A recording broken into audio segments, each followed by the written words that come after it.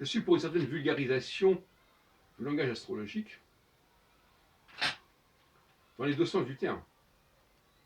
L'astrologie doit se faire connaître, mais également elle doit intégrer les concepts de la société dans laquelle elle se trouve. De toute façon, est-ce qu'il y ait un passage entre l'astrologie et le monde extérieur, si on peut dire, le monde non astrologique, entendons. Alors la première chose à faire, déjà, c'est d'abandonner tout ce qui n'est pas de l'ordre de la dualité.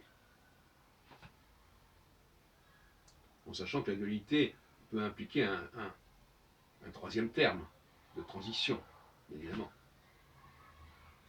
Mais tout ce qui ne passe pas par le 2 et le 3 doit être abandonné par l'astrologie. Si on nous parle des 12 signes du zodiaque, il y a de quoi s'arracher les cheveux, même si on peut réduire cela aux 4 éléments, ou voir ce qu'on appelle les 3 modes, cardinaux, fixes, mutables, etc. Mais en tout cas, l'idée d'une spécificité de chacun des 12 signes est ingérable au regard des rapports que peut envisager entre l'astrologie et le monde extérieur, profane. Donc, il faut que lorsque l'astrologue parle,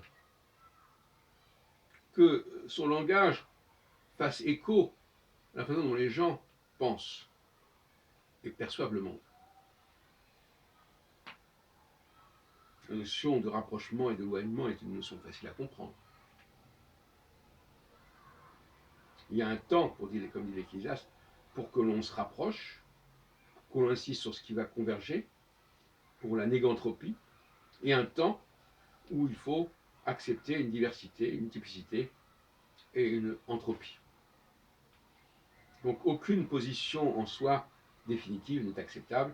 On ne peut pas être constamment dans l'entropie, on ne peut pas être constamment dans la négantropie. Maintenant, la question qui se pose, qui est épineuse, c'est de savoir si on peut prévoir les phases en question. On peut certes dire qu'à un moment donné, il faut une alternance. Et il faut reconnaître une altérité. Mais à quel moment celle-ci est-elle souhaitable? Alors on pourrait répondre en disant, tout simplement, quand on voit les gens eux-mêmes ressentent cela. C'est quelque chose qui est en eux. Il semble que le moment est venu, le vent a tourné, et qu'on doit passer de la centrifugie à la centripétie. L'unité doit laisser la place à la division et à la diversité, ou inversement. Maintenant, on peut être tenté d'apporter des précisions en astrologie. Moi-même, j'ai donné des éléments à ce sujet. Quand telle planète se trouve à tel endroit par rapport à telle étoile, ça veut dire qu'on va entrer dans une phase comme ceci ou comme cela. Ça, je l'ai dit 100 fois. Mais les choses ne sont pas si simples que cela. Parce que, comme je l'ai expliqué dans une autre vidéo, qui s'appelle Les deux infinis, l'infini du passé et l'infini du futur, le présent est marqué par une infinité de causes du passé et peut déboucher sur une infinité d'effets au futur, à l'avenir. Et tout ça, ça s'enchevêtre. Alors comment dégager dès lors,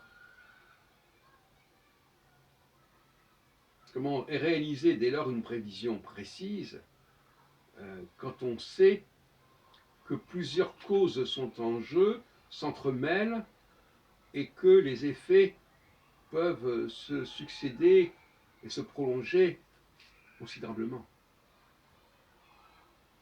Là, nous avons un obstacle épistémologique, comme dirait Bachelard, il faudrait éviter, en tout cas dans les médias, de tomber dans certains écueils et de formuler des prévisions ou même d'expliquer par le passé certaines choses, par des causes passées. Il vaut mieux s'en tenir à une phénoménologie de ce qui se passe, de ce qu'on peut observer, en voyant les processus, les forces centrifuges et centripètes dans les trois domaines, famille, nation, empire, qui ne sont pas du même ordre. Il peut très bien y avoir un processus centripète au niveau martien et centrifuge au niveau jupitérien ou saturnien, etc. Il ne faut pas essayer de faire une prévision globale. C'est une prévision ternaire. Bon. Alors, on peut essayer de constater de toute façon qu'il y a bien cette alternance dans les deux sens. Maintenant, cette alternance, est-ce qu'on peut la préciser et la fixer absolument dans le temps? C'est là une question qui se pose. Voilà. Il faudrait être probablement plus prudent que cela.